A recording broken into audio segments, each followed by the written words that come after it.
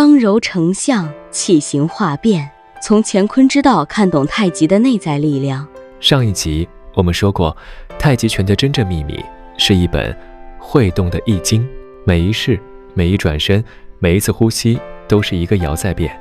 从无极生太极，太极生两仪，两仪再分，阴阳眼位四象八卦，万象森罗，皆在身中流转。而这一集我们将进一步揭开易经中的刚柔之道。古人言，刚柔断矣，方以类聚，物以群分。刚与柔不仅是太极拳动作的节奏语，力道更是天地生成、万物变化的根本原理。那么什么是真正的刚？什么是真正的柔？它们之间如何相生相成？又与我们每日的修炼、起居、行走、发劲有什么密切的关系？这一集让我们寻诸易的智慧，从乾坤二卦的刚柔对应，走进一场深邃又实用的太极之旅。晨曦初露，山雾缭绕，阿川一身黑白太极服，在山道边打拳，仪式未完，忽而停下。师父常说，太极内功是天地阴阳之变，是刚柔相磨之理。但我总觉得刚柔这两字听来简单，做来难明。刚是硬吗？柔是软吗？动静之间的变化又从哪里来？那日我一边练拳一边思索，终于问了师父。第一章，乾坤之间，刚柔之道。师父，您常说乾为天，坤为地，乾刚坤柔，那太极之道到底该刚还是该柔？你这问题好，这天地之间哪一样不是刚中带柔，柔中藏刚？你看，天高远，广阔不息是刚，地厚重，承载滋养是柔。但若天地只有刚，那就烈；只有柔，那就沉。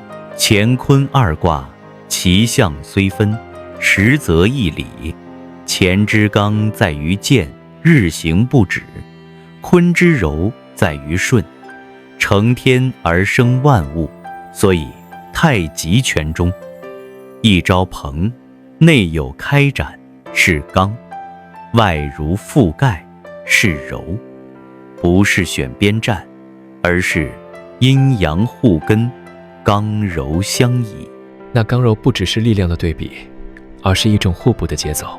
对，刚不在于硬扛，柔不在于退让，而在于能不能应变太极之道，在变中见真。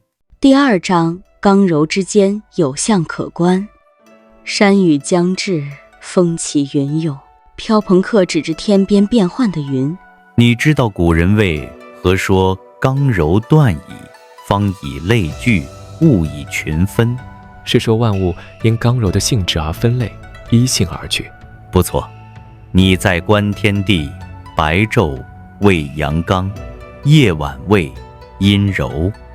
山岭巍峨是刚，江河蜿蜒是柔。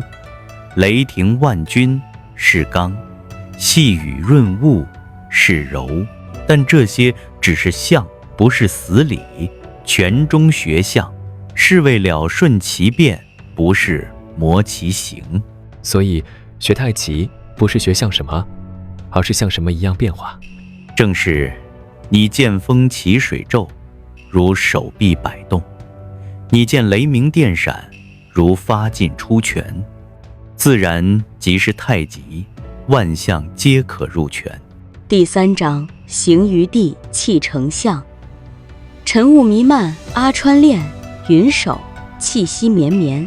你知天为气，地为形吗？略知一二，天动地静，是这个意思。天者无形而动，主气也；地者有形而静，主体也。人立天地之间，气为先，形为后。气动则形活，气滞则形僵。你若只练形不养气，便如空壳；只练气不合形，如虚火浮动，无所依凭。那我们练拳是气先动，待形而行。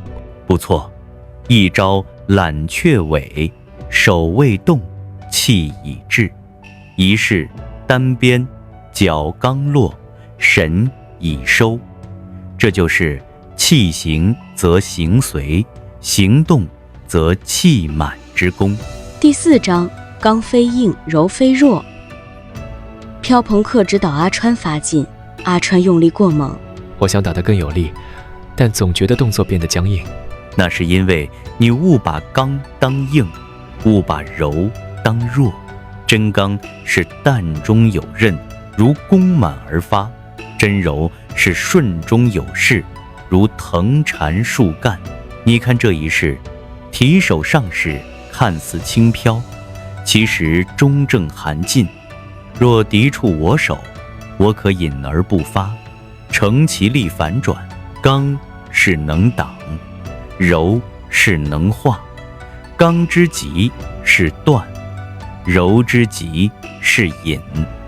唯刚柔并进，全才有灵魂。第5章，阴阳互根，动静互根。你看这太极图，阴阳与首尾相交为何？因为阳中有阴，阴中有阳，永不分离。对，动极则静，静中有机，刚至极处，柔意方生。太极拳讲动中求静，静中藏动。你一呼一吸皆有阴，阳一开一合皆是刚柔。若死守刚猛，破而无用；若直柔退让，失而无形。练至高处是无我之境，而非将我之境，是顺势而动，而非为势而强。第6章，观象取法，成内外之功。练太极者不能只看拳谱，要看天地万象。早晨观日气生而刚，夜晚观月气敛而柔。见风吹草动，是导气隐形之柔；见雷鸣闪电，是积蓄一击之刚。那内功该怎么观察？闭目内观，察呼吸之长短，心念之起伏，丹田之起落。外观手行脚步是否得势，内观气脉是否通顺。能外向观天地，内向照心气，方成内外合一。第7章，太极之功始于一念。阿川，你练这些时日，我问你，太极之功根在何处？在心，在气，在形，皆是也皆非。根在变化，唯有变方可应万。变直刚不转，则伤己；直柔不进，则无功。拳中变，气中转，心中灵，形中合。天地有变化之象，人才有修炼之道。拳是形象之变，气是力量之源，心是道之所归。阿川再度起身练拳，动作沉稳如行云流水。那一日之后，我不再问刚与柔的定义，而是问自己此刻的身：阴刚、阴柔、阴动、阴静。师父说，乾坤者，一刚一柔，一主一沉，天地之大用也。若然能从中见效，则拳为天地之武，身为阴阳之轴。